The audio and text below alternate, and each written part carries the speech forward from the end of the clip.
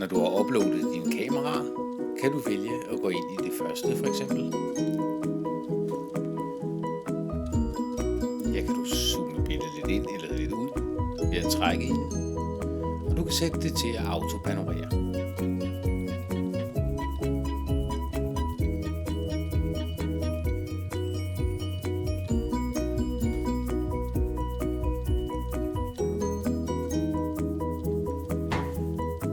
Du kan vælge fireskærmsbillede.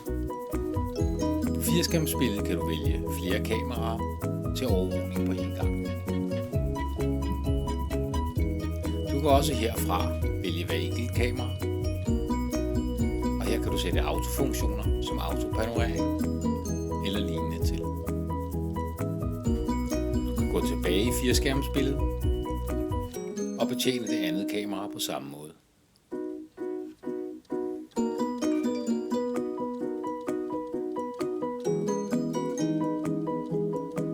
Du kan igen vælge autofunktion,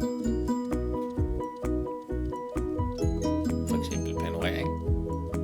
Du kan trække billedet lidt ind, og du kan gå tilbage på fireskærmsbilledet.